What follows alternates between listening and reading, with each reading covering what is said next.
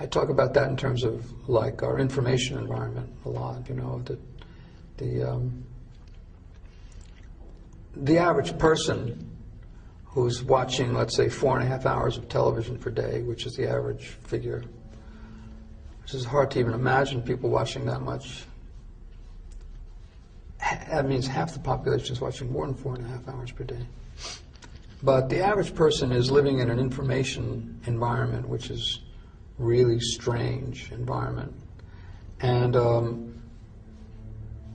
it's a gigantic changeover from the way the world used to be. And I can remember when I was a child, for example, I lived in a suburb. Well, it was actually kind of rural to begin with.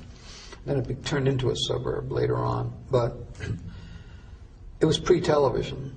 And I can remember coming home and having nothing to do. And so I'd play with the dog, or I'd go out in the backyard. And eventually I would sink into a kind of a boredom, you might say, or a sort of like nothing to do. And so that bottom space of nothing to do was in some ways the root of creativity, because it's from there that you say, well, I'm going to do something now. I think for the most part now, people, and children in particular, will just flip on the TV at that point, or music. And once you flip on the TV, then what you're experiencing is light going into your eyes and into your brain in the form of images. The images are moving very, very rapidly, and they're changing very rapidly. You may see 20 or 30 edits in an average minute of television viewing, so the information is constantly changing. There's been a lot of research on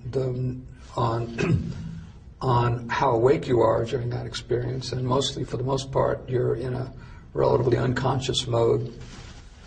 The measurements usually call that alpha, which is a kind of a non-participatory, accepting mode. That's the only way you can really watch television, because if you're in an active mental mode, you really can't let these you'd interfere with the process of receiving the information too much, and you wouldn't get the information. Active mental modes are more associated with reading or conversation or doing things.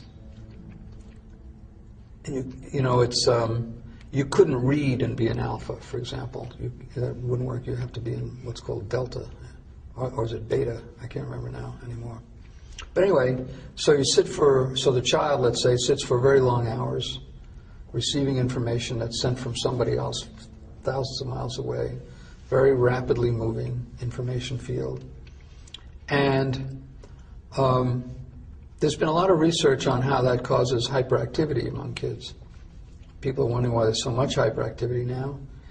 And the researchers find that process of receiving rapidly moving information, especially when the information may be violent information, or in other ways intended to be stimulating information, causes what's called a fight or flight reaction, where you want to react to what you're seeing, but it's television, so there's no point in reacting. So you pull back from the reaction, and then you want to react, and then you pull back, and you go back and forth on this wheel of action-reaction.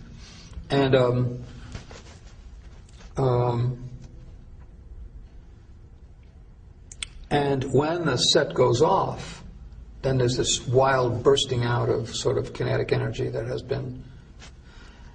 And the set goes off, and you're no longer living in an information field which is moving very rapidly, and your mind is no longer receiving these constant images. The room is just there. It's just there. It's just nothing is really happening. And I think there's a sense of kind of real desire to get back up to speed, you might say. A lot of people talk about television viewing as a drug, and they like to think of it in terms of it being Valium. But I really think it's speed, because what happens is you're pacified when you're viewing it, although your nervous system is reacting back and forth. But when the thing goes off, your nervous system is still reacting, but the information field has stopped.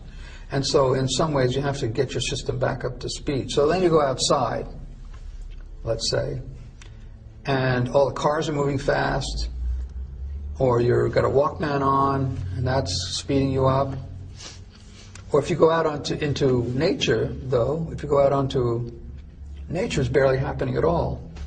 You know, it's very hard to experience grass growing, or to see the interactions of nature if your whole internal system has been sped up.